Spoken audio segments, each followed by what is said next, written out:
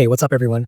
Hope you're doing good because we've got a chunky update to unpack for the Hunt Call of the Wild, update 2.01 v8.4. And honestly, this one's pretty exciting if you're into trophies, great ones, and just making your lodge look like an actual hunting museum instead of a random storage room of mounts slapped on the wall. So first off, let's start with the thing everyone always wants to hear about, the new Great One. This time it's the Wild Boar getting the royal treatment, and it's not just a lazy reskin. You've got multiple TruRAC tusk setups and a bunch of unique fur variations. So this isn't one of those great ones where you see it once and you've basically seen them all. It's the kind of animal you could grind more than once and actually feel like each one looks genuinely different. If you're the kind of person who lives in your trophy lodge and zooms in on the smallest details, this is going to scratch that collector itch pretty hard. Speaking of trophy lodges, that whole system just got a massive glow up. Before, placing trophies could feel like wrestling with the UI just to get the right mount on the right slot, and if you had a ton of animals, it was so easy to lose track of what was where. Now there are new filters, a much nicer selection screen, and a proper preview while you're placing stuff, so you're not randomly guessing how a mount will look on a stand. On top of that, they've added a load of new plaques and stands, plus customization with sprays, so you can actually theme parts of your lodge instead of every room feeling identical. Leighton Lake's trophy cabin even gets a couple of new wall plaques, which is a nice bonus for people who still love that classic map vibe.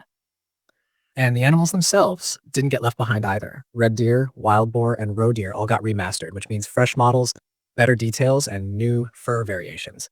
It's one of those changes you might not fully notice until you go back to old screenshots and realize how flat things used to look.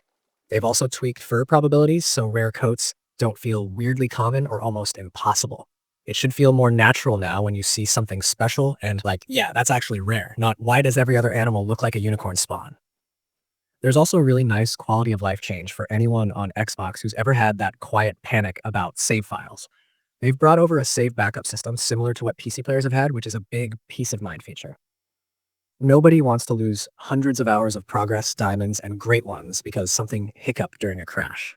Speaking of crashes, they've been hammering away at stability in general, fixing rare crashes when you fire weapons, crashes around fast travel, and weird situations where dying outside reserve boundaries would leave you on a blank screen instead of actually respawning.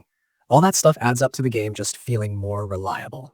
If you're newer to the game or you remember struggling with early progression, you'll probably appreciate this one. 12-gauge birdshot and 12-gauge slugs no longer need the shotgun skill to use. That means you can jump into shotguns earlier without feeling gated off just because you didn't invest points yet. Great for people who want to experiment with different playstyles right from the start, or for veterans starting new saves.